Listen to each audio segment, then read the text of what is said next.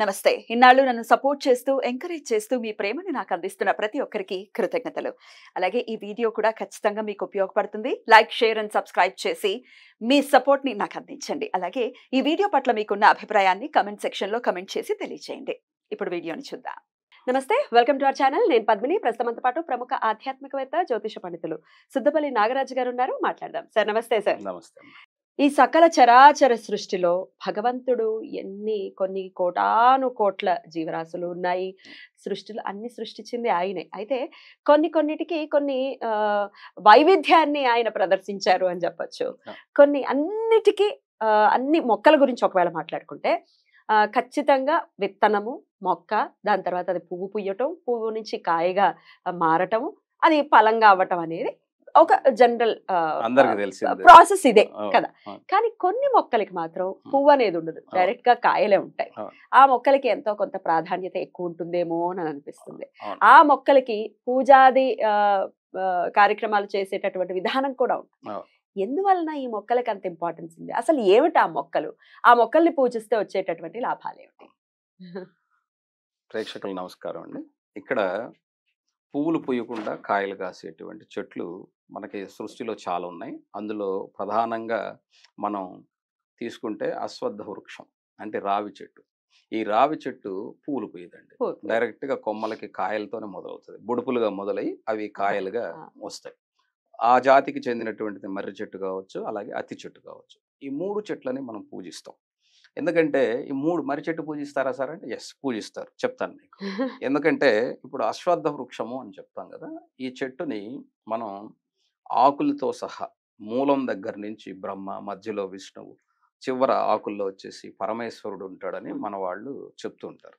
దాని అర్థం ఏమిటంటే ఆ చెట్టు మొత్తము కూడా భగవత్ స్వరూపంగా మన వాళ్ళు చెప్తారు. కాబట్టి దానికి మన వాళ్ళు అందరూ కూడా ఒక నాగ శిలని అక్కడ ప్రతిష్ఠ చేసి మన వాళ్ళందరూ అక్కడ అశ్వత్థ వృక్షం కింద పూజ చేస్తుంటారు. ఆఖరికి గౌతమ బుద్ధుడికి కూడా జ్ఞానోదయం అయింది ఆ అశ్వత్థ వృక్షం క్రిందే జ్ఞానోదయం అయింది. అంటే అంత గొప్ప రావి చెట్టు, మనందరం రావి చెట్టు అంటాం, దాని సంస్కృతంలో అశ్వత్థ వృక్షం అంటాం. కాబట్టి ఈ యొక్క ఏదైతే ఉందో ఈ అశ్వత్థ వృక్షం కింద నాగశిలను మాత్రమే ప్రతిష్ఠ చేస్తారు. అందులో వేప చెట్టుతో కలిపి చేస్తారు, పెళ్లిళ్ళు చేస్తారు కూడా. దాని అర్థం ఏమిటంటే రావి చెట్టు ఆకుల్లో ఉండేటువంటి గాలి మనం అక్కడ ప్రదక్షిణ చేయటం ద్వారా మన లోపలికి వెళ్ళి ఆరోగ్యాన్ని ఇస్తుంది. ఎటువంటి ఆరోగ్యాన్ని ఇస్తుంది అంటే ఈ యొక్క అశ్వత్థ వృక్షం ఏదైతే ఉందో పిల్లలు సంతానం లేనటువంటి వాళ్ళకి, ముఖ్యంగా ఆడవాళ్ళని అక్కడికి వెళ్ళి ఈ నాగులకు పూజ చేయమని చెప్తారు. నాగులకి పూజ చేయటం కాదు, అక్కడ అర్థం ఏమిటంటే ఆ రావి చెట్టు చుట్టూ ప్రదక్షిణ చేయటమే అక్కడ ఉన్న ప్రధాన లక్ష్యం.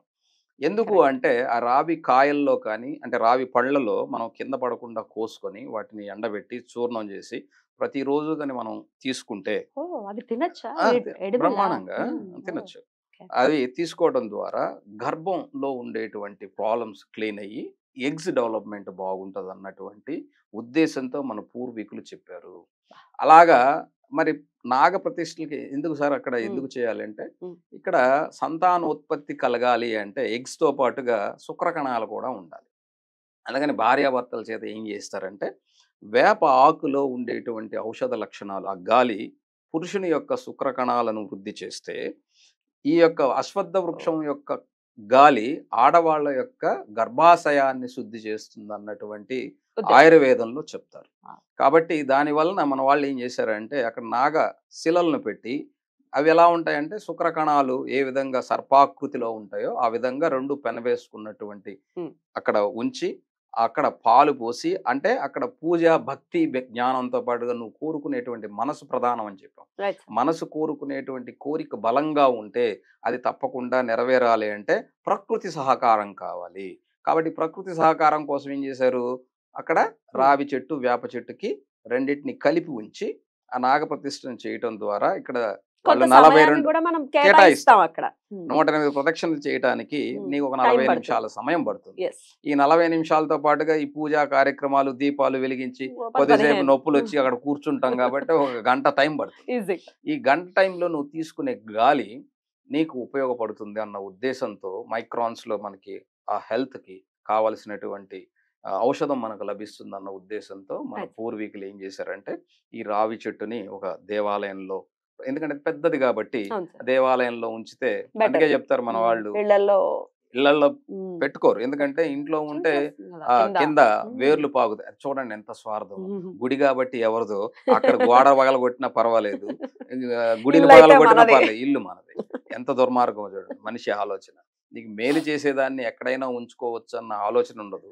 అదే చెప్పారు కదా, మన ఏదో సినిమాలో కూడా చెప్తారనమాట, గుడిలో ఉంటే రావి చెట్టుకు పూజ చేస్తావు, నీ గోడ మీద ఉంటే తీసి పీకేస్తావు. పడేస్తా. కాబట్టి దేది ఎక్కడ ఉంటే అక్కడే దాని విలువ ఉంటుంది. రైట్. కాబట్టి ఇక్కడ ఈ పువ్వులు పూయకుండా కాయలు కాసేటువంటి చెట్టులో ప్రధానమైనటువంటిది అశ్వత్థ వృక్షము. దీన్ని పూజ చేయటం ద్వారా మీకు గర్భానికి దేవతల శాపం, అంటే దేవతల శాపం అంటే అర్థం ఏమిటంటే, నీ శరీరంలో నీ దేహమే, నీ లోపల ఉన్న ఆత్మే భగవంతుడు.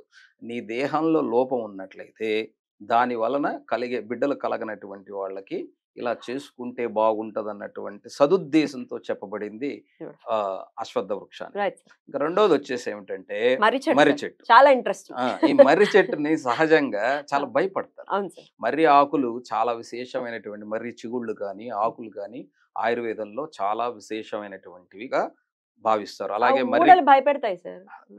పెద్ద చెట్టు కదా, చాలా మన అందుకని చెప్తారు ఇండియాలో కూడా చాలా పెద్ద వృక్షం ఏదైనా ఉందంటే అది మర్రి మర్రి చెట్టే. చెట్టు. చాలా విశాలంగా అది దాని పెరిగి యొక్క ఉంటుంది. ఊడలతో చూడండి, మీరు చూస్తే ఆ ఒక్క చెట్టే కాదు, దాని ఊడలకి నేలలోకి దిగి మిగతా సపోర్ట్ వస్తుంది అనమాట. అంటే ఒక కుటుంబ వ్యవస్థ అందరూ ఆ మర్రి ఊడల్లా ఉండాలని చెప్పేటువంటి ఒక అద్భుతమైనటువంటి ఇది కనపడుతుంది. ఒక విషయాన్ని మనం అర్థం చేసుకో. 100%. అందువల్లే చాలా పక్షులు కూడా ఆ మర్రికాయలు మిగతా అందరూ తినరు. పక్షులు ఆ సీజన్ లో ఆ మర్రికాయలు ఎన్ని తింటాయో, ఎంత ఆహారంగానూ ఉంటాయి, కానీ మర్రికాయలు తినొచ్చు, దానివల్ల ఏమి చెడు జరగదు. అలాగే మర్రి ఆకులు ఇస్తరాకులుగా కుట్టుకొని భోంచేసేవాళ్ళు. దీనివల్ల ఆరోగ్యానికి మంచిది. అయితే దీనికి ఒక పురాణ గాథ ఉంది. మర్రి చెట్టు దగ్గర ఏదైనా ఒక క్షేత్రంలో కానీ, ఒక తీర్థంలో కానీ, అంటే ఒక నది ఒడ్డును కానీ, నది ఒడ్డునే ఉంటాయి ఎక్కువగా. అక్కడ ఇప్పుడు మనం ప్రయాగ కానీ లేదా మనం గయలో కానీ పిండ ప్రదానం కానీ చేస్తే మన పితరులకి ఆత్మశాంతి కలుగుతుందని చెప్పేదానికి ఉదాహరణ మనకి గయలో అలాగే ప్రయాగలో ఉంది. ప్రయాగలో ఉన్నటువంటి చెట్టు దగ్గర ముండనం అంటారు. ముండనం అంటే గుండు చేయించుకొని అక్కడ పెద్దలకి అర్పణ చేస్తే వాళ్ళ ఆత్మ శాంతిస్తుందని అక్కడ ఆ మర్రి చెట్టుని పూజిస్తారు.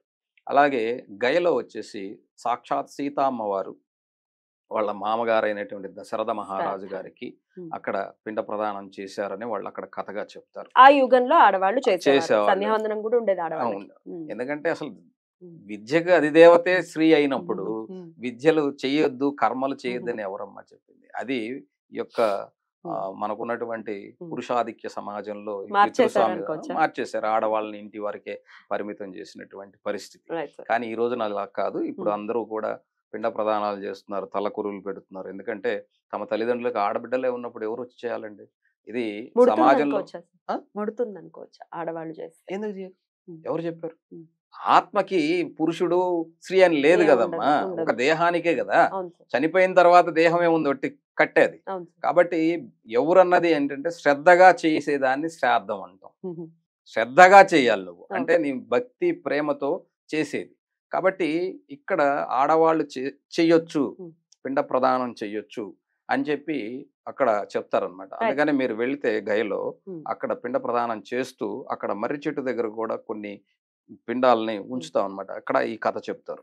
కాబట్టి ఇక్కడ అర్థం ఏమిటంటే పితృదేవతల యొక్క శాపాలు ఉన్నటువంటి వాళ్ళు, దాని వలన సంతాన వృద్ధి లేనటువంటి వాళ్ళు ఇక్కడ మనం చేయటం ద్వారా, కర్మలు చేయటం ద్వారా ఆ శాపాలు తగ్గి మీ యొక్క వంశం వృద్ధిలోకి వస్తుందని చెప్పే ప్రయత్నం. ఇంకొకటి పోతే అత్తి చెట్టు. ఈ అత్తి చెట్టు గురుస్వరూపం, గురువుగా చెప్తాం. అందుకని మనం చూస్తే ఎక్కడైనా సరే, ఎక్కడ మన దత్తాత్రేయుడి యొక్క అవతారాలు ఏవైతే ఉన్నాయో అక్కడ మేడి చెట్టుని పూజిస్తాం. ఔదంబరం అనే అత్తి చెట్టు అంటాం. అంతే మరి. అత్తి చెట్టు అంటే ఔదంబర వృక్షం, మేడి చెట్టు అంటాం, అత్తి చెట్టు అంటాం. అలాగే ఈ చెట్టు యొక్క పండ్లు లక్ష్మీ నరసింహస్వామి వారు ఎవరైతే ఉన్నారో ఆయన హిరణ్యకశిపుణ్ణి చంపిన తర్వాత ఆయన గోళ్ళు శరీరం అంతా కూడా ఆ మంటలతో ఉన్నటువంటి ఆయనకి చెంచులక్ష్మి అమ్మవారు ఉమ్, కనపడి ఈ అత్తి పళ్ళని గుచ్చటం ద్వారా, ఉమ్, ఈ అత్తి పళ్ళని తగ్గిందా? తినిపించడం ద్వారా ఆయన యొక్క మంటలు చల్లారినాయని, ఆయన కొద్దిసేపు ఆ మూలంలో అలా ఉమ్, ఉన్నాడని, ఉమ్, అందుకనే మేడి చెట్టు యొక్క స్వరూపాన్ని లక్ష్మీ నరసింహ స్వరూపంగా, గురు స్వరూపంగా చెప్తారు. దేవుడు. కాబట్టి ఈ యొక్క అత్తి పండ్లను స్వీకరించడంలో కూడా మనకి సంతాన ఉత్పత్తికి ఉమ్, అది చాలా పని. అందుకనే మీరు చూడండి, ఈ మర్రికాయ కావచ్చు, రావికాయ కావచ్చు, అత్తిపండు కావచ్చు, మీరు విప్పి చూస్తే లోపలంతా కూడా ఎగ్స్ ఉంటాయి. ఎగ్స్ ఉంటాయి. చిన్న చిన్న ఉమ్, గుండ్లు గుండ్లుగా ఉమ్, ఉంటాయన్నమాట. అంటే దాని అర్థం ఏమిటంటే సంకేతం అదే. సంకేతం. ఉమ్, నీ యొక్క గర్భం ఎలా ఉంటుందో ఆ విధంగా పండు ఆ విధంగా ఉంటుంది. మన శరీరంలో ఏ విధమైనటువంటి భాగాల్లో ఇబ్బంది ఉంటే ఆ విధమైనటువంటి ఆ, ఆహారం బయట ఉందని మీకు చెప్తారు. Right sir. అయితే ఈ కాబట్టి మేడి పండును కూడా స్వీకరించవచ్చు. స్వీకరించవచ్చు. ఓకే.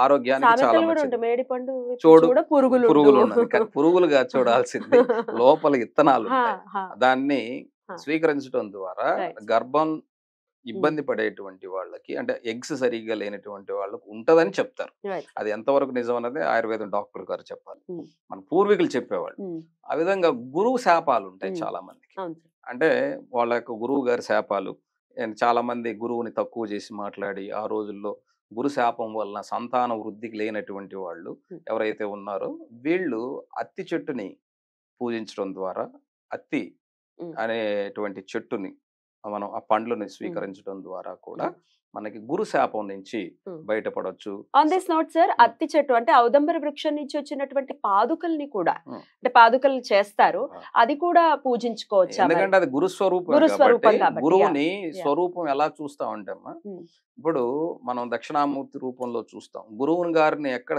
పాదాలని సేవించమని సేవించాలి. చెప్తాం. అవును. మహావిష్ణువు యొక్క దీంట్లో కూడా గురు పాదుకా శ్లోకం ఉంటుంది. ఉమ్, ఈ గురు పాదుకా శ్లోకం ఏంటంటే పాదాలను సేవించడం అని అర్థం. అంటే ఉమ్, చెప్పులని కాదు అక్కడ ఉమ్, అర్థం. ఉమ్, గురువు గారి పాదాలని పాదాలు. అర్థం. పాదాలకు స్వరూపం అవి. ఉమ్, ఉమ్, అంతే తప్ప గురు పాదాలను సేవించడం ద్వారా జ్ఞానాన్ని నువ్వు పొందొచ్చని, అంటే గురువు గారి సేవ ద్వారా, రైట్. డబ్బులు ఇచ్చి కొనుక్కోవటం కాదు.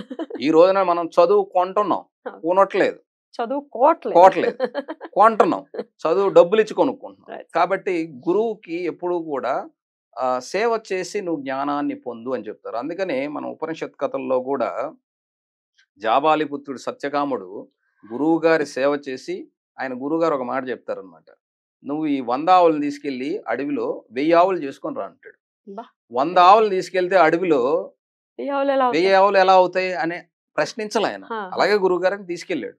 ఈ 100 ఆవులు 1000 ఆవులు అయ్యేదాకా, అంటే వాడు ఎన్ని నేర్చుకోవాలి, వాటిని రక్షించాలి, అవును, సంరక్షించాలి. అవును. ఎందుకంటే తోడేళ్లు ఉంటాయి, పులులు ఉంటాయి, ఎగ్జాక్ట్లీ. సింహాలు ఉంటాయి, నక్కలు ఉంటాయి, ఇవి చాలా ఉంటాయి. అవును. వీటన్నిటిని నుంచి వాటిని రక్షించాలంటే వీడేం చేయాలా, వాడు నేర్చుకోవాలి. ఏంటిది, వాటి అన్నిటి నుంచి రక్షించేందుకు ఒక యుద్ధ కళ, అంటే గొరిల్లా యుద్ధం లాంటి యుద్ధాన్ని వాడు నేర్చుకోవాలి. ఎలాగా వాటిని కాపాడాలి, అలా కాపాడుతూ దూడల్ని కాపాడుతూ, దూడలే కదా అయ్యేది, 1000 మరి అవ్వాలంటే అవును, తమాషా అవును, కాదు కదా. అవును. వాటి నుంచి ఆ ప్రకృతిలో ప్రతి జీవి నుంచి నేర్చుకుంటాడు అతను. అందులో చెప్తాడు అనమాట, ఒక నీటి కోడి నుంచి నేర్చుకున్నాను, అగ్ని నుంచి నేర్చుకున్నాను. ఇంతకీ చేస్తాడు అతను చేస్తాడు, 1000 మంది, 1000 చేసి 1000 తీసుకొస్తాడు. ఆవుల్ని. ఆ. 1000 చేసి ఆయన గురువు దగ్గరికి తీసుకొస్తాడు.